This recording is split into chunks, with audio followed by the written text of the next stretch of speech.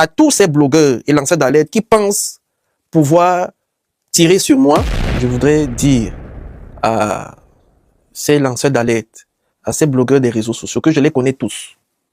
Je les connais tous. Je sais ce qu'ils font. Et c'est un avertissement que je lance. D'ailleurs, je vais commencer par un tout de suite. Monsieur Boris Bertol, qui semble... Alors, monsieur Boris Bertol, vous dites que vous êtes là pour la dénonciation. De quelle dénonciation vous parlez? Non. Vous ne dénoncez rien puisque vous êtes complice de certaines personnalités du régime de Yaoundé. Et dans le cadre d'un certain nombre d'affaires, monsieur Boris Bertol est en contact régulier avec des émissaires de Ferdinand Ngongo. Donc, les influenceurs camerounais, donc notamment celui que vous citez, oui, sont en intelligence avec la présidence de la République du Cameroun. Oui, monsieur Boris Bertol.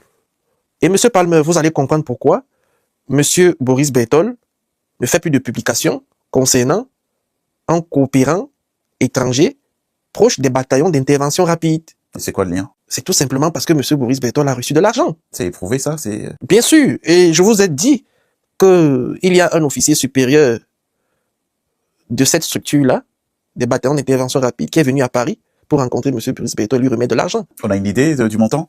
C'est une forte somme d'argent qui convertit en euros, c'est des millions d'euros. En CFA, nous allons dans l'ordre du milliard. D'accord, donc c'est de l'argent, et pourquoi en contrepartie? Pour que M. Boris Bertol ne fasse plus de publications concernant ce coopérant et qu'il ne fasse plus de publications concernant le directeur général du port autonome de Douala. Allez sur sa page et vous allez voir si depuis un an il fait référence à ces personnalités-là.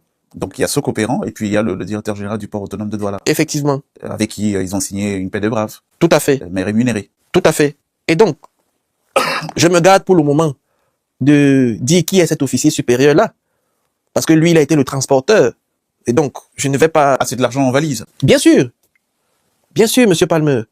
Donc, je sais un certain nombre de choses de ces blogueurs et lanceurs d'alerte. Et je voudrais vous dire, parce que c'était la précision, que monsieur Boris Bertol, effectivement, a fait l'objet de poursuites du fisc pour blanchiment d'argent. Donc, à votre avis, cet argent proviendrait de ces transactions? Non, je ne mets pas le conditionnel, provient. Il n'y a pas de conditionnel à mettre, provient. C'est de ça dont il est question. Donc, c'est un avertissement que je lance à tous ces blogueurs et lanceurs d'alerte qui pensent pouvoir tirer sur moi, essayer de me discréditer pour telle ou telle raison.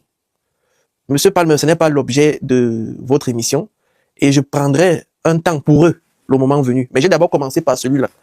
Et je lance un autre avertissement à des directeurs de publication au Cameroun, notamment monsieur Dieudonné Mveng, monsieur Jacques Blaise Nvier et monsieur Paul Ngouari Kindi. Vos petites manigances, je les connais très bien.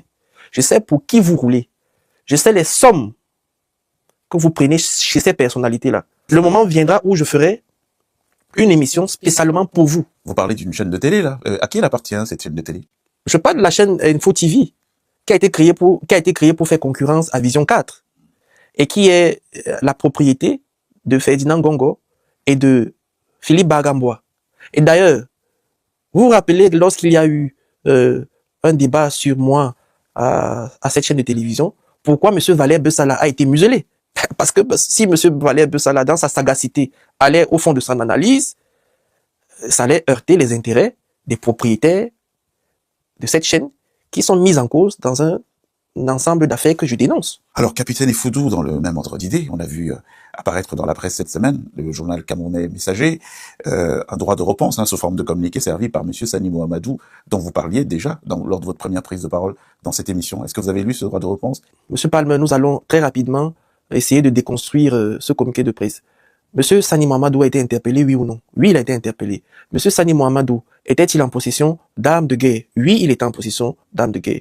Monsieur Sani Mohamedou a-t-il bénéficié d'interventions de hauts responsables de l'État, notamment monsieur Ferdinand Ngongo, Paul Atangandi, Rémi Zemeka et Philippe Bagamboa? Oui, il a bénéficié de l'intervention de ces personnalités. Qui est monsieur Sani Mohamedou pour bénéficier d'interventions au sommet de l'État? Qui est-il? Justement, je vais vous poser la question, vous qui êtes d'abord un OPJ et qui connaissez mieux la pratique judiciaire, est-ce que cela est réglementaire que les personnalités interviennent pour faire libérer un mis en cause qui est en pleine instruction?